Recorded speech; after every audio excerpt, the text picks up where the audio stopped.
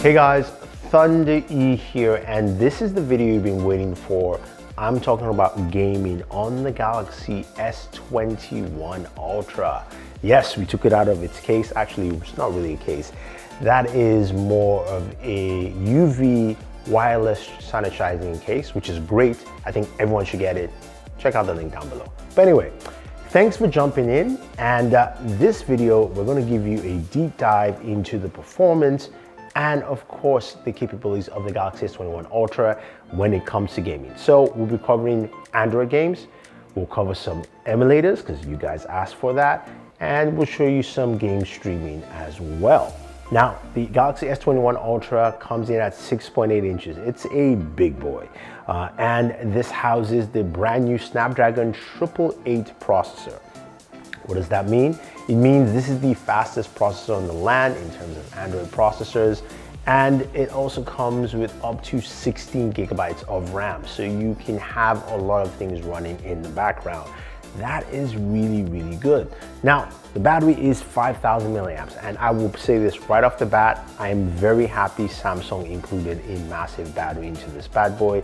It gives you a lot of performance to do the things you need to do performance-wise. Now, that display is a 120 Hertz display, variable refresh rate, and what that means, is that your refresh rate changes to match what you're doing on screen.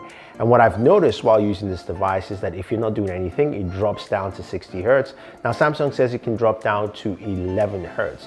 What I did find out is 60 Hertz using the inbuilt refresh rate indicator that you can see on the top left-hand corner of the screen of the device. This is built into Android 11, so any Android 11 device, you can actually turn this on in developer options. But what's really cool is when you go to a site like Test UFO, you can see it actually changes if there's no activity on screen. So 60 to 120 Hertz. That is actually pretty cool. Now you've got stereo speakers here, and if you want to hear more on the speakers, go to our speaker test and you find out more. But you're here for gaming capabilities and what this device can do gaming wise. So let's not waste any time and let's jump into our very first game, which will be playing Call of Duty Mobile, and we're playing at the highest settings possible on this device, as you can clearly see. And let's give you just a quick clip and then we'll talk about it.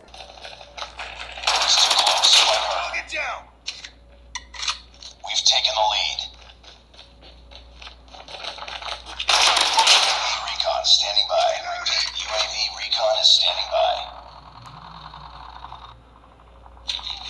UAV online.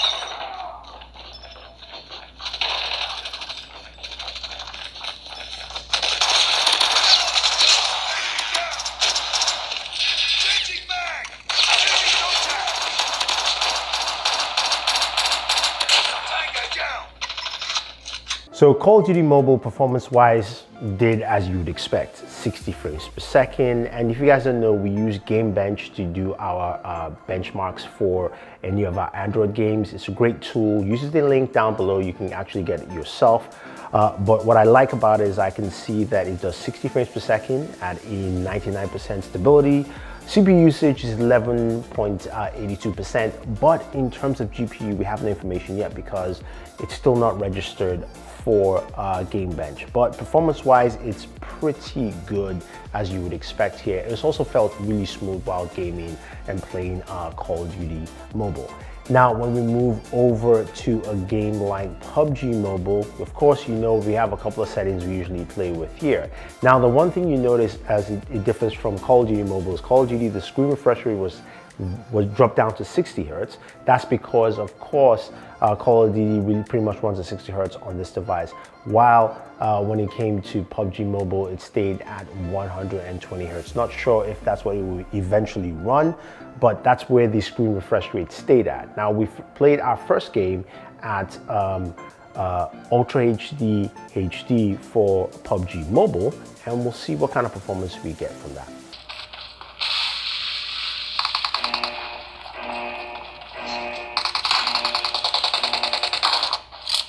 Team match, let's go.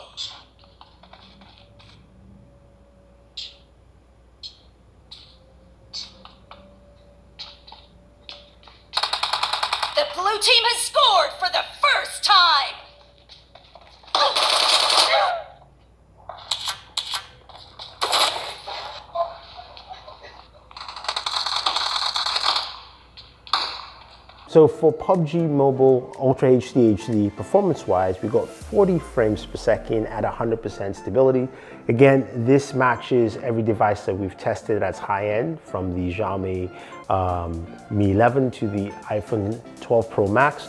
CPU usage was 10.81%, and of course you can see memory usage is about 800 to about 930 megabytes. So that kind of performance is pretty good. But how about Smooth Extreme on PUBG Mobile? Let's check that out.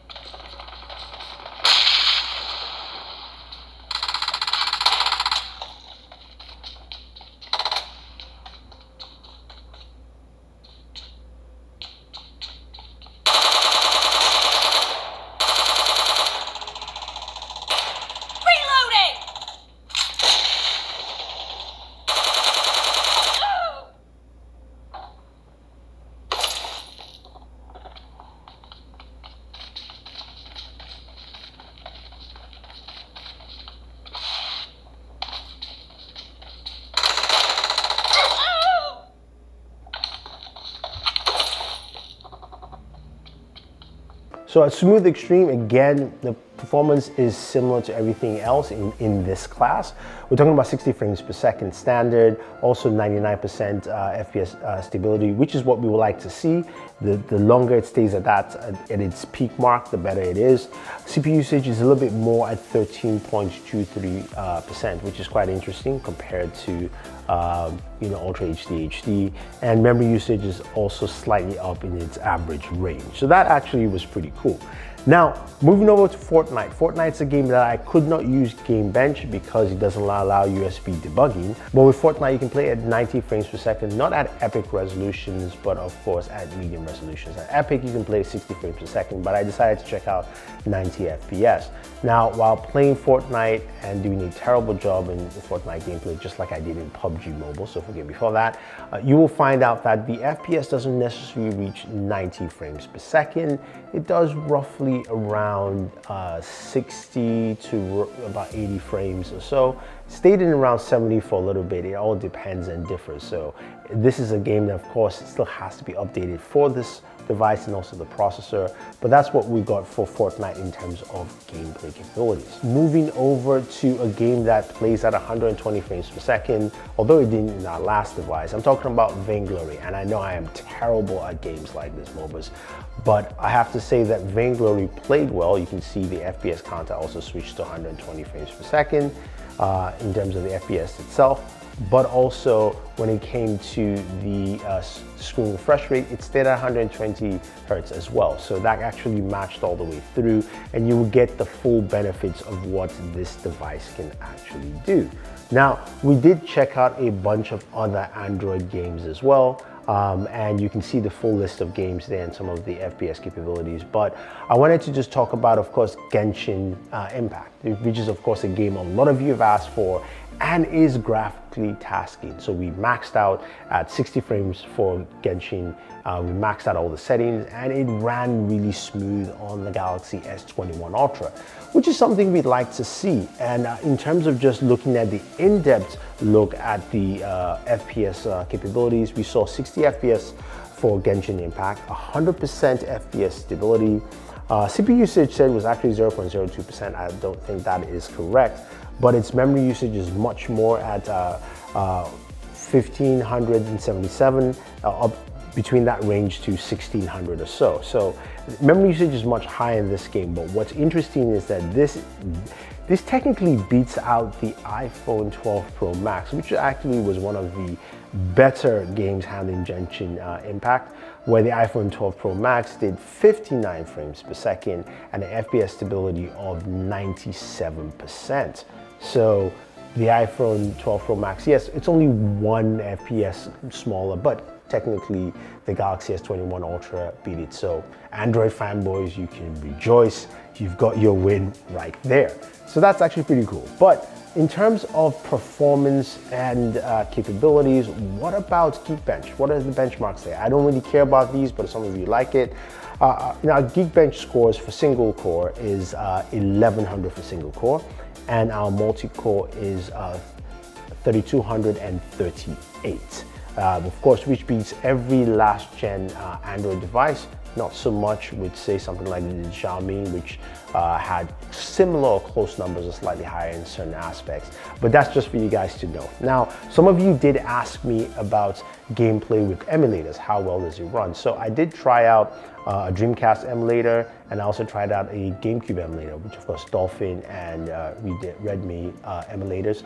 I wasn't able to install and set up the PlayStation emulator in time, so I apologize for that. I'll try and I'll let you guys know the kind of performance I get from that.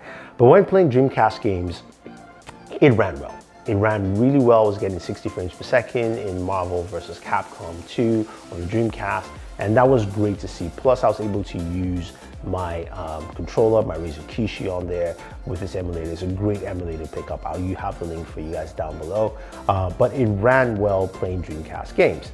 Now, moving over to GameCube games, using the Dolphin emulator, I was able to play Super Mario Sunshine. It was doing about 25, 28 frames per second.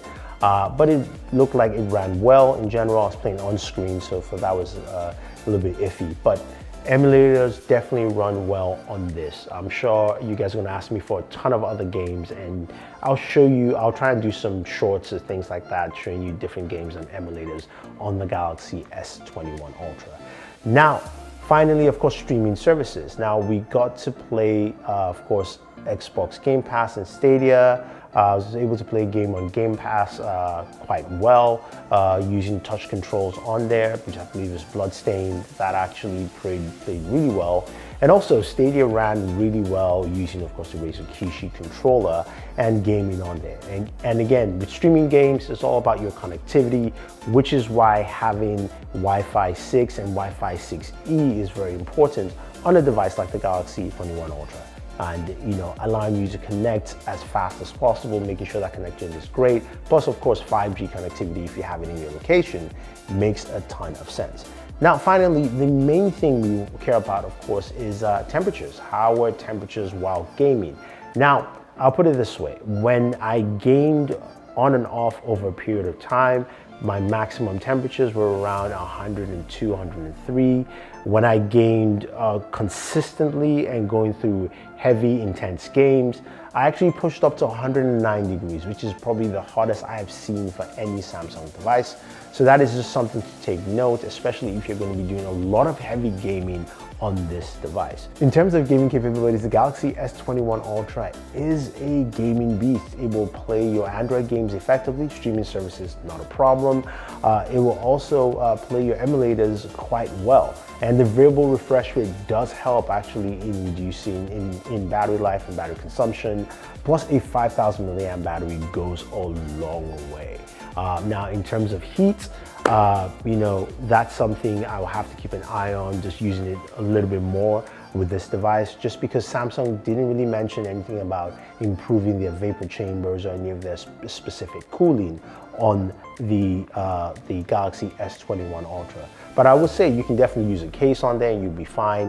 I used my Samsung leather case and I actually had no issues with that. Also, I like to use speaking cases, and you can check out their cases as well. They've got some really cool cases that give you nice thermal cooling and also some better grip while you are gaming. So hopefully that gives you guys an idea of how gaming is on the Galaxy S21 Ultra. This is a gaming beast and has a great performance. If you have any questions or any comments, let me know.